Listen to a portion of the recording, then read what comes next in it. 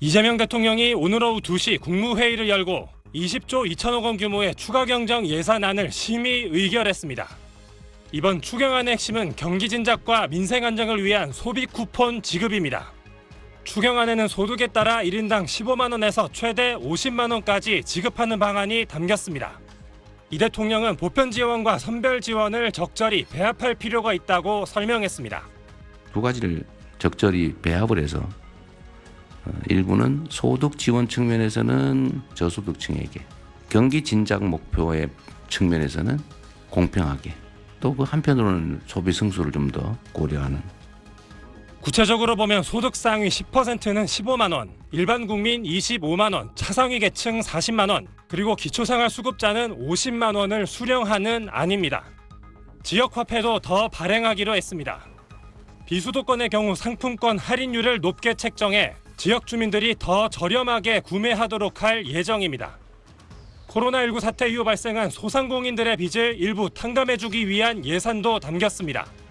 7년 이상 된 5천만 원 이하의 장기 채권을 금융권이 싼 가격에 인수해서 매각하는 방안 등입니다. 올해 들어 경기 진작과 민생 안정을 위해 추경안이 마련된 건 지난달 국회에서 통과된 13조 8천억 원대 추경에 이어 두 번째입니다. 오늘 의견된 추경안엔 세수 감소를 반영한 10조 원대 규모의 세입 경정도 포함됐습니다. 정부는 국무회의에서 의결된 추경안을 다음 주 초 국회에 제출할 계획입니다. 민주당은 현재 공석인 예산결산 특별위원장을 선출해 하루빨리 추경안을 처리해야 한다고 밝혔습니다. SBS 배준우입니다. 우선 13조 2천억 원 규모의 소비 쿠폰이 전 국민에게 지급됩니다. 1차로 일반 국민 15만 원, 차상위 계층 30만 원, 기초수급자에게 40만 원씩 줍니다. 2차로는 건강보험료 등을 기준으로 하위 90%에 10만 원씩 지급됩니다. 소득 상위 10%는 15만 원, 일반 국민 25만 원, 차상위 계층 40만 원, 기초수급자는 50만 원을 받게 되는 겁니다. 84개 농어촌 인구 소멸 지역 주민은 1인당 2만 원씩 더 받습니다. 전 국민에게 보편적으로 지급하면서 저소득층 수령액을 늘리는 선별 지급을 섞은 셈입니다. 일부는 소득 지원 측면에서는 저소득층 또는 그 외에 경기 진작 목표의 측면에서는 공평하게, 또 그 한편으로는 소비 승수를 좀 더 고려하는 그런 쪽으로 하면 좋겠다는 생각을 했는데, 지역사랑 상품권, 선불카드, 신용카드나 체크카드로 지급되며 현금으로는 주지 않습니다. 소비 쿠폰은 사행과 유흥업종을 제외하곤 대부분의 사용처에서 쓸 수 있습니다.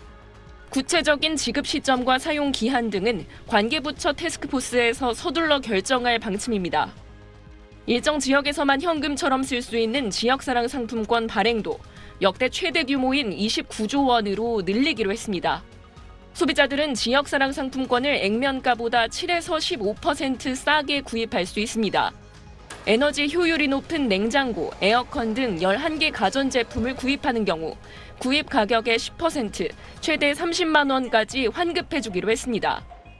숙박, 영화 관람, 스포츠 시설 등 5대 분야 할인 쿠폰 780만 장도 뿌릴 계획입니다. 정부는 지방의 준공전 미분양 아파트 1만 호를 나중에 되파는 조건으로 50% 가격에 사들이는 등 건설 경기 활성화를 위해서도 2조 7천억 원을 투입하기로 했습니다. 이번 추경 규모는 30조 5천억 원으로 세수 부족분을 메우는 세입 추경 10조 3천억 원을 빼면 약 20조 2천억 원의 나랏돈이 시중에 풀리는 셈입니다. SBS 하정은입니다.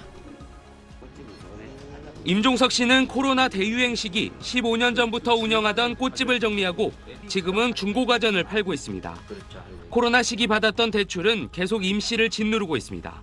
2천만 원 대출을 받았어요. 운영 자금이 없어서 또 대출하게 되고. 주변엔 가게들이 하나둘 문을 닫으면서 새 주인을 찾지 못한 빈상가도 늘고 있습니다. 한번 먼저 망하면 그 버릇을 끄고 기다리고 있는 그런 수준이에요. 다달이 돈을 메꿀 수가 없어가지고. 정부는 우선 채무조정기구, 배드뱅크를 통해 금융회사들로부터 7년 이상 연체된 5천만 원 이하 개인 무담보 채권을 사들여 소각하기로 했습니다. 상환 능력을 완전히 상실한 경우엔 전액 탕감하고 상환 능력이 현저히 부족하다면 원금을 최대 80%까지 감면한 뒤 나머지를 10년간 나눠 갚도록 할 계획입니다. 113만 4천 명의 빚, 약 16조 4천억 원이 소각되거나 채무 조정될 것으로 정부는 예상했습니다. 1~2% 정도 되어 있는 그분들의 재기를 지원한다. 그래서 다시 경제 활동으로 돌려 오셔가지고 정상적인 삶을 살게 하는. 기존 자영업자 채무 조정 프로그램인 새출발기금의 지원 대상도 확대됩니다.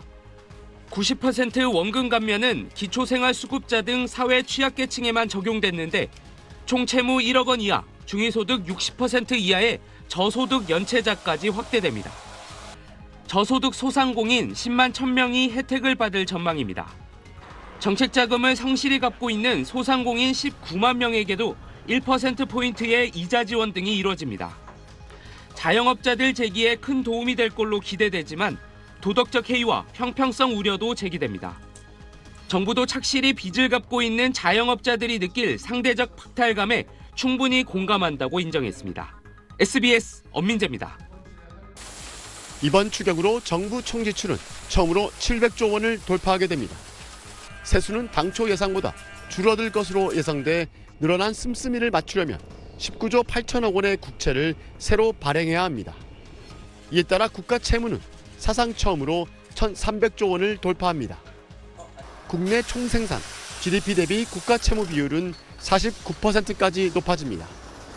4분기 연속 0% 안팎이라는 저성장 국면을 타개하기 위해 불가피하게 나라 빚을 늘리는 것으로 볼 수 있습니다. 확장 재정의 신호탄으로 해석하는 시각도 있습니다. 정부는 이번 추경으로 올해 경제 성장률을 0.1%포인트 끌어올리는 효과가 있을 걸로 내다봤습니다. 투자와 소비 심리 회복을 통한 간접 효과에 대한 기대도 적지 않습니다.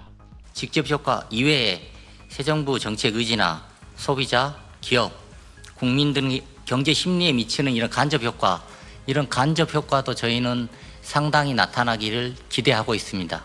다만 민생 지원에는 어느 정도 효과가 있겠지만 경기 회복으로 이어질지는 미지수라는 지적도 있습니다. 재정 투입 효과가 상대적으로 적은 직접 지원금에 10조 원 이상을 배정한 것도 여전히 논란거리입니다. 재정 상황이 여의치 않기 때문에 확장적인 재정 정책을 할 경우에는 최소의 비용으로 최대의 효과를 얻을 수 있는 재정 정책을 써야 되는 거거든요. 가성비가 좋은 방식이 아니었던 거죠. 올해 두 차례 추경으로 약 35조 원이 시중에 풀리는 만큼 물가와 금리 관리도 중요해졌다는 게 전문가들의 지적입니다. 정부는 오는 23일 추경안을 국회에 제출할 예정입니다. 국회 심사 절차를 고려하면 이르면 다음 달 초 본회의 처리가 이뤄질 전망입니다. SBS 권영인입니다.